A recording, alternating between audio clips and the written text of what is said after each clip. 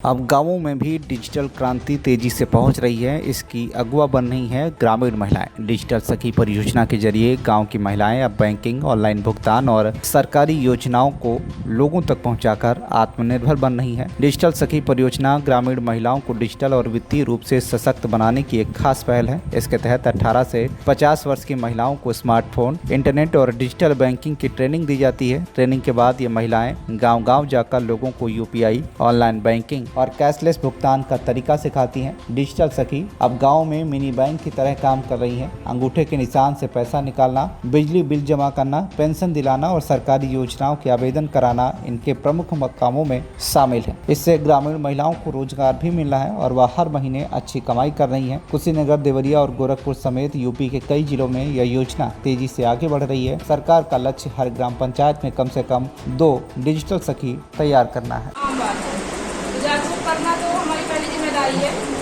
अगर बच जाते हैं तो ठीक है, लेकिन अगर सारा फ्रॉड हो गया है तो उसके बाद हमें क्या करना है? तुरंत अगर कोई भी फ्रॉड हो गया आपके साथ तो उसके बाद हमें तुरंत क्या करना चाहिए?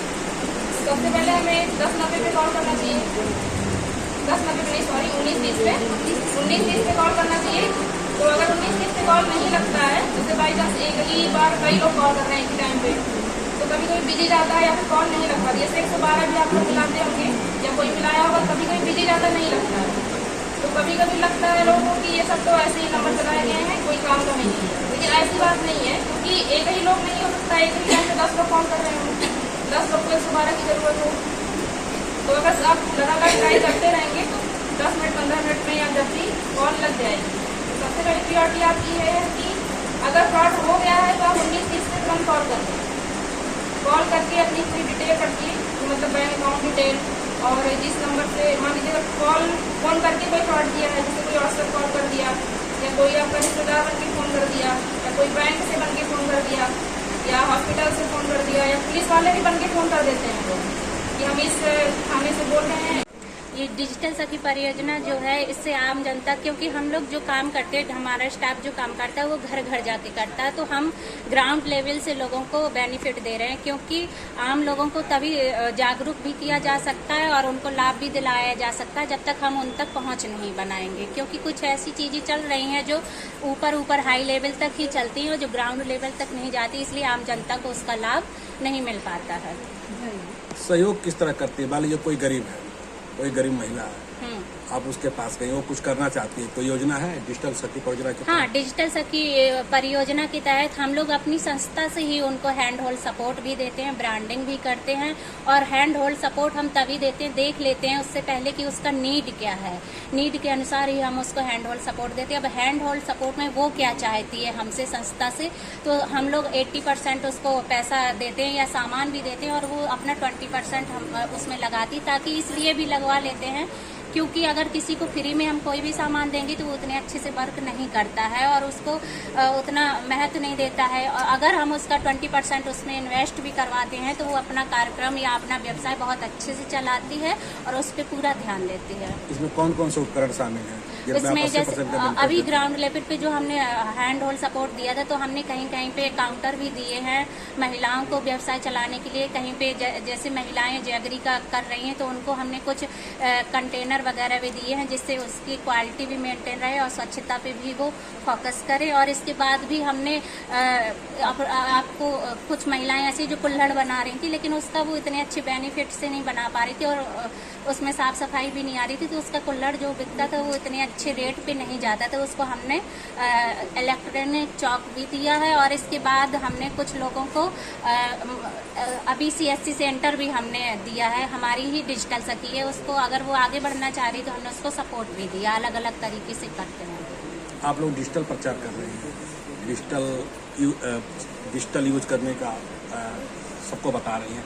डिजिटल फ्रॉड बहुत तेजी से हो रहा है, हाँ। उसके बचने के लिए क्या योजना आप लोगों के पास? डिजिटल फ्रॉड बचने के लिए जब हम घरों में जाते हैं तो हमारी डिजिटल सखी पहले समझाती है लोगों को कि किस तरीके से फ्रॉड चल रहा है, उसके बारे में हमें अननोन कॉल नहीं उठानी है, OTP किसी को शेयर नहीं करना है और हमें किसी भी ऐसे लालची लोगों से भी बचना है। अगर कोई हमें झांसा देते हैं कि हम 2 लाख 1 लाख 10,000 आपके अकाउंट में दे रहे हैं और आप ये क्लिक करिए, ये लिंक को क्लिक करिए, तो इन सारी चीज़ों में हम सिर्फ उनको जागरूक करते हैं। अगर कोई फंसता भी है तो हम उनको ऑनलाइन कंप्लेन भी डलवाते हैं 1930 पे, ताकि उनका जल्द से जल्द सुझाव मिल सके, उस समस्या से समाधान भी हो सके उनका। आप लोग महिलाएं हर जगह जा रही हैं, क्या लगता है महिलाएं पुरुषों से कितना पीछे हैं या बराबरी कर रही हैं? पहले ऐसा था कि महिलाएं पुरुषों से पीछे थी, लेकिन मुझे लगता है कि अब नहीं है ऐसा। फिर भी ग्राउंड लेवल पे कुछ अशिक्षित महिलाएं हैं जिनको हम लोग समझाते हैं, जागरूक भी करते हैं। अगर वो नहीं समझती तो उनके घर वालों से भी बात करते हैं कि आप अपनी महिलाओं को थोड़ा आगे बढ़ाइए। हम लोग भी एक महिला हैं, रास्ते में जाते हैं तो अगर कुछ चीज़ें होती हैं तो उसके लिए भी हम कंप्लेन भी कर सकते हैं। पहले तो अपने ही बचाव से ही चलते हैं ताकि हमें कोई नुकसान न पहुँचा सके। दिक्कतें एक महिला होते हुए भी गाँव में जाके प्रचार प्रसार करना, दिक्कतें क्या आती है महिलाओं को समझाने में? महिलाओं को समझाने में क्या है कि पहले तो वो समझती नहीं है, सबसे पहले, क्योंकि वो अशिक्षित है, वो हमको नहीं समझ रहे हैं कि हम उनको क्या बताने आ रहे हैं। तो उनका एक ही मन चलता है कि आप क्या देने आई हैं मुझे, तो उस पर हम पहले समझाते हैं। हम देखिए कुछ देते नहीं, आपको आगे बढ़ने के लिए सुझाव दे रहे हैं, उन समस्याओं से समाधान रहने के लिए भी बता रहे हैं और किस प्रकार से आप अपना जीवन यापन कर सकती हैं उसके लिए भी बता रहे हैं। ये फ्री ऑफ कॉस्ट सेवाएं हैं जिस पे आप लोग आगे बढ़ सकती हैं। चुनौतियां तो बहुत आती हैं लेकिन हम लोग फिर भी उस पर काम करते हैं। अपना पद और पूरा परिचय बता दें।